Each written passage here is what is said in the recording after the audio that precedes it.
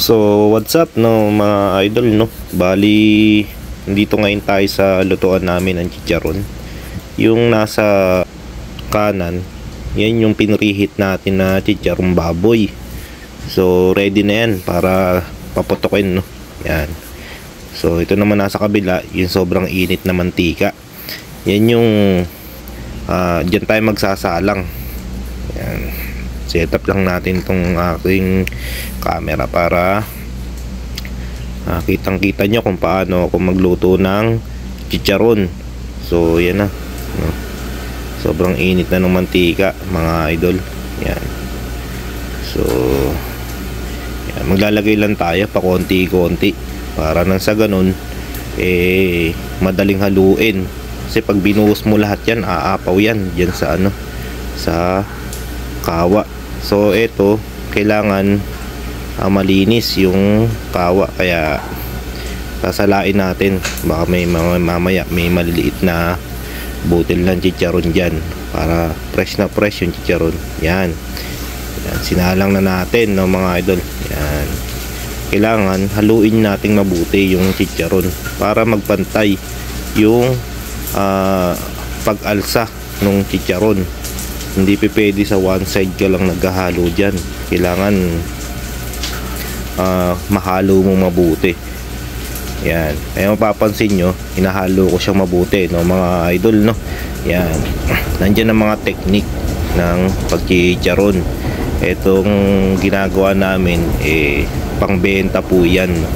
Kaya dito sa akin may matututunan po kayo sa pagchicharon para sa mga gusto ng pangkain lang o pang negosyo.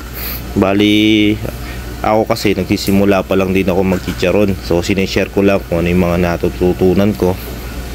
Mapapansin nyo konti lang yung mga niluluto natin, hindi katulad ng mga maramihan ng chicharon, mga successful na. Ako po nagsisimula pa lang. Yan, makita nyo yung batya ko, binutas ko lang sa gitna yan para yung mantika tumutulo no. Yan. So kayo, sa inyo na yan kung anong pampalasa yung pwede nyong ilagay. Asin, bechin, yan. Yan, budbudan nyo yan.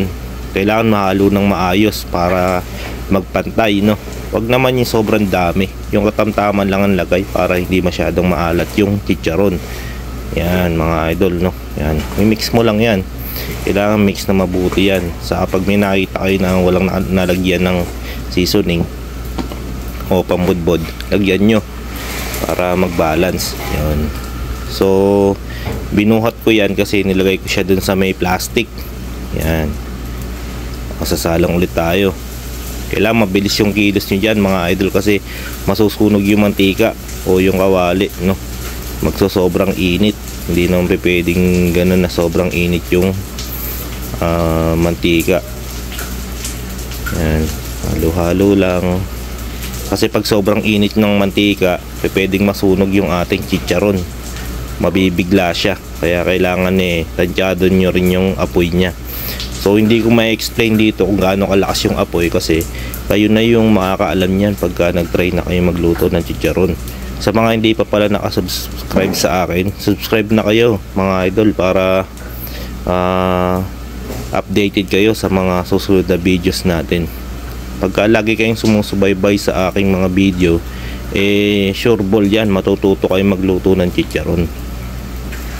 So taga Bulacan nga pala kami mga idol no.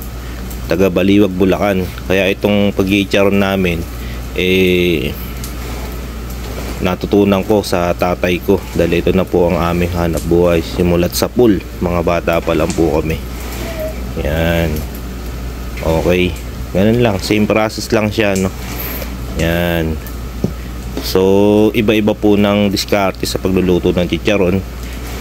Ito pong pinapakita ko ganito po yung diskarte namin. Yan. So pwede kayong iba-iba klase yung pagluluto ng chicharon mga idol. Merong niluluto sa mantika, niluluto sa tubig at binibilad. So depende no. Pero ang labas pa rin nun is chicharon. So yan, paulit-ulit lang no. Yan. Ganyan lang yung pag-process niyan. So subaybay lang kayo sa mga videos ko, dahil sa susunod mga idol, papakita ko sa inyo yung step by step ng pagluluto ng chicharon. So dalawang klase yung chicharon natin, isang chicharon bagnet at chicharon balat. So yan, para sa akin kasi masarap itong chicharon bagnet kasi syempre may laman siya. Ang problema nga lang, putok-batok kasi may mga taba-taba, hindi siya purong laman. Kaya mas safe pa rin kainin yung chicharon balat, saka mura pa. Ito kasi medyo mahal yan kasi syempre may laman siya, no, saka mga taba-taba. So maganda kasi dito pagka nag-chicharon baboy ka, hindi mo na kailangan bumili ng mantika kasi ang dami ng mantika nilalabas niyan pagka yan niluto mo. Yan. So yan, kitang-kita nyo naman mga idol, no? Puro ganun lang, same process lang. Yan. Pagkalagay, budbudan ng asin at bechin, depende kung anong pampalasa yung lalagay nyo. Yan, kailangan balance siya, ano, para ano, lahat may lasa.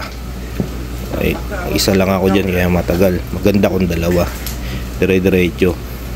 Sabihin, habang nagsasalang ako, meron naglalagay ng pambudbud, ng pampalasa, para nasa ganun dire-diretso, saka hindi uminit yung mantika. Pag sobrang init ng mantika mga idol, masusunog yung ating chicharon. So hindi na siya masarap. Kailangan tadyado rin yan. Yan. So wala na, konti lang niluto natin, no? Kasi small business natin to baga hindi naman tayo ganun kalaki yung chicharon natin. Baga pang ano lang siya, pang saktuhan lang.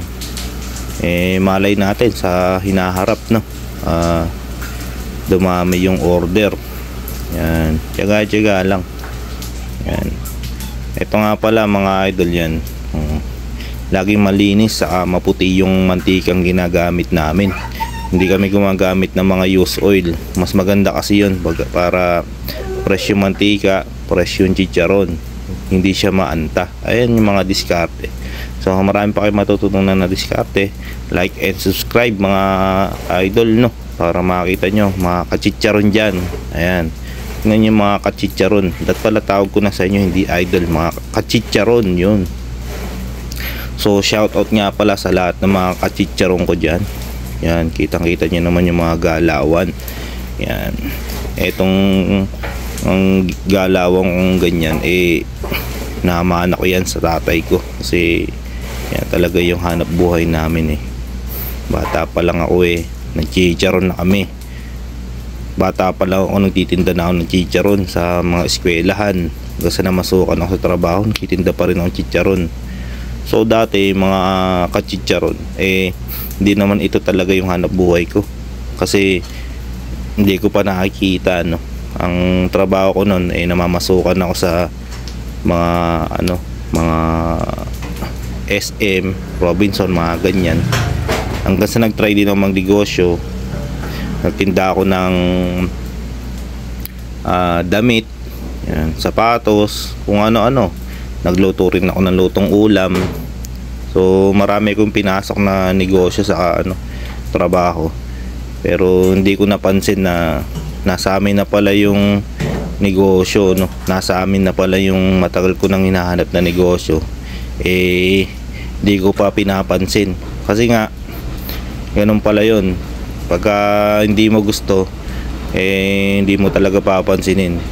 Dati kasi gusto ko lang nito magbenta lang, pero hindi ko gusto magluto kasi nga yung amoy niya kumakapit sa damit sa balat. Pagka may asawa at mga anak ka na, wala ka nang pipiliin mga kachicharon. Bagaw hindi mo napapansinin yung mga ganun pagka pamilyadong tao ka na. Yun yung natutunan ko, kaya nagporsige na talaga ako matuto. Yan. So yan, hanggang ngayon mga kachicharon, nag-aaral pa rin ako magchicharon kasi nga yan, hindi mo talaga yan mape-perfect. Minsan namamali pa rin ako sa pagluluto, pero hindi naman yung mali na masisira yung chicharon. Kumbaga, mga diskarte na lang, mga diskarte para mas mabilis yung pagluluto ng chicharon na malutong. Yan, pangalan nga pala ng chicharon ko ay Twins Chicharon Baboy. Yan, sobrang lutong, sobrang sarap niyan mga kachicharon. Yan, salamat po sa panonood.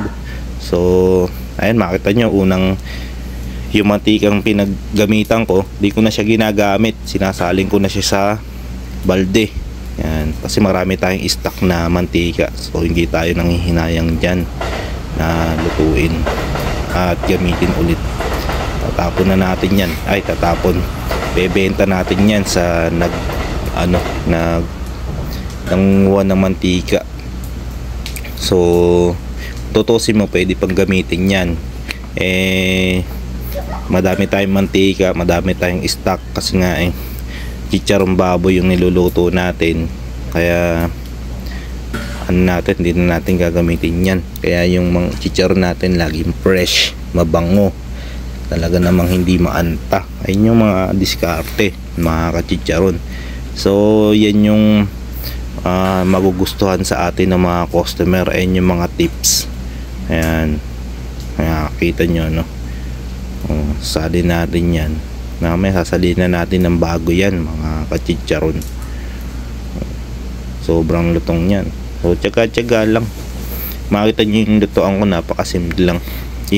Nasa taas niyan, masin yan na nagtatanggal ng usok ng chicharon. Sa gawing kaliwa meron pang isang box, nagtatanggal naman yun ng amoy. Nandito kasi kami sa city, so hindi pwede na kung saan saan lang napupunta yung usok, at baka mapagmulta kami. Mahirap na, konting kikitain na pagmulta pa. So salamat sa panonood mga kachicharon. Siguro hanggang dito na lang, no? Okay, bye bye.